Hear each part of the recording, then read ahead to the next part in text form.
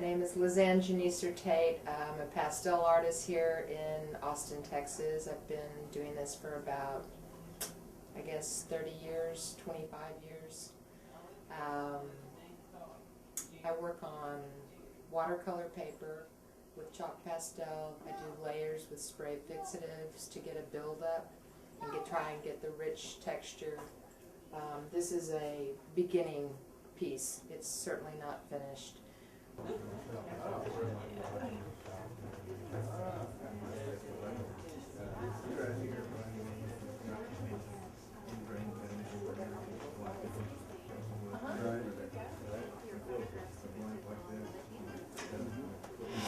The Travis Heights Art Trail is in its 5th year. It is within a very short section of blocks around Travis Heights, which is south of Riverside and east of Congress. It's a grassroots neighborhood show with 30 artists in 16 different homes. So you're a photographer then, are you? Yeah, I am a photographer. My specialty are large format canvas prints. Of course, I also do commercial work, so I do weddings and portraits, and I advertise that business as well. But during the art trail, the majority of the work I have, as you'll see around me, are my large format canvas prints. And I see you do these rugs, is that right? I am not a rug hooker, but the rug hookers, which are my special friends in my service project in San Miguel de Allende, are also featured at the show at my house at 1403 Kenwood. And usually each year we have around 50 rugs, and it's a group of women. There's 16 of them that have hooked rugs, and of course marketing, you can imagine, in Mexico is not as extensive as it is in the United States. So who's responsible for all the woodwork here? My husband is the woodworker. He is the only woodworker this year for the art trail. And you can see, if you look around our house, the whole house has been done by him, but also he's showing all kinds of different products. He does lots of chairs and household items and sand timers and knife holders and beautiful other wood products. I saw the chess set, the chessboard. Yeah, maybe we can move over here and you can take a look at this very special chessboard. Not only is it a chessboard, but it is backgammon as well, with these handmade backgammon pieces that are in the side trays and a chess set. If you look outside and look at trees, you don't see straight lines, you see more organic shapes. So, as a woodworker, I do use curvy lines and organic shapes in creating what I do, whether it's a clock or a cabinet door or a chair, and try to use my imagination to create things that are both beautiful, using interesting American and some other woods that have, sometimes they have function, sometimes they don't, but the main thing is creating something that adds warmth and beauty to a home or office environment. So what's your name? I'm Terry. And what do you do here, Terry? I do the ceramic plates and platters. Yeah. How long have you been doing that? At least 25 years. Right. And you always in Austin? No, we moved to Austin. Well, yeah, probably we've been in Austin since 1985, and we started doing the plates before we got here. So. Right. My name is Helen, and I make knitted hats, mostly for children, fuzzy, whimsical stuff that, well, all children look adorable, but this makes them look even more exquisitely adorable. My name is Malka Dubrowski, but my company name is Stitch and Dye.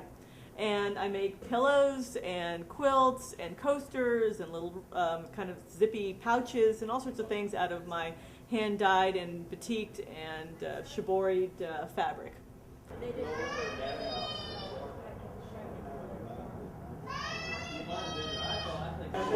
I'm Paul Sheelander, and I live across the street. This is Ben and Deborah's house. That is very much like when I was a kid and we had a lemonade stand out in the front yard.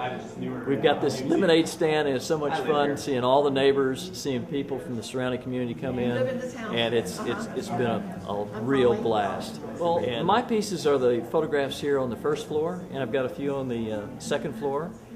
Deborah she's a photojournalist, freelance. She has incredible work. She has some work that's been published in, I believe, the New York Times, Austin American Statesman. She has work on the second floor and third floor. And Ben's got these great ceramic assemblages. I don't know if you saw those, but they're on the second floor and around the house. Amazing work. Oh yeah, my name is Ben Apple, and I'm a sculptor.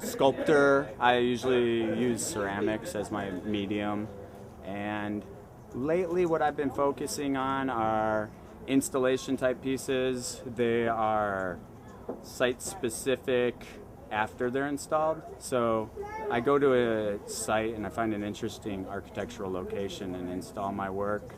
And the composition of the work is based off of the architecture. I've always been drawn to architecture, and I feel like adding some ceramics can create some very interesting elements to something that people might not always notice. Like, I mean, look at this. You could pose this. And they're controlling it with that remote control device. They seem to be a lot. And the people are more free and open. They're uninhibited. It's just amazing. It's because they're doing it themselves. Exactly. I wanted to set up a thing where people could go in and play with the camera and kind of be separated from the photographer, so that they didn't have to deal with being self-conscious or awkward. And it's been really interesting because a lot of people will be awkward going into it, and then once they get in there, they like relax and like play and do really silly things and just wanted to do it. I also kind of wanted to know if I could figure out the technology to set it up. Great. If I could have a any chance you get? Oh yeah, you're going to send me a JPEG. I'll send you one, and I'll print one out for you right now too. Which one would you like printed? Oh, There's one. any one. Whichever one you think works. Two. I like that one. That works. That is a Let's good do that one. one. All right, we'll do that one. Thank you.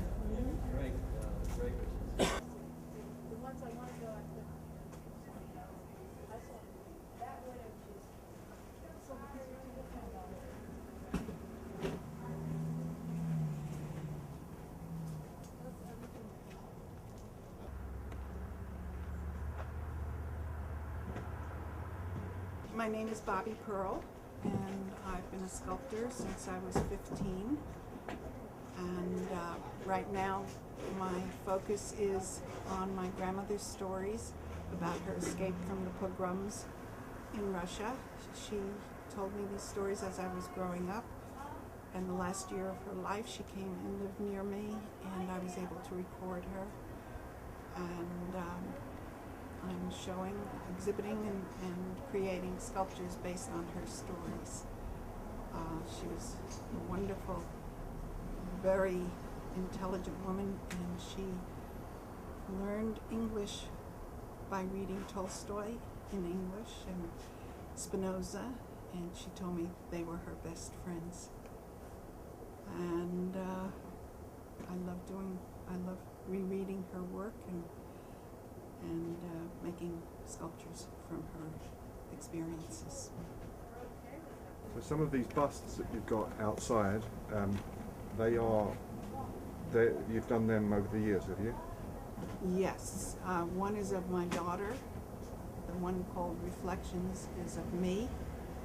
And there's a couple of David Larson, who's a wonderful model in Austin. He used to be a ballet dancer and became a model, and every artist in Austin has had him as a model. He's wonderful. What made you put the bones in there? I took a course at Yale University in the art department and in the sculpture department, and the teacher had us sculpt from bones and made us stand in one position and look at the bones and kind of imagine what was on the other end. And of course we were always wrong. And it taught me a lesson about how you have to move around your subject.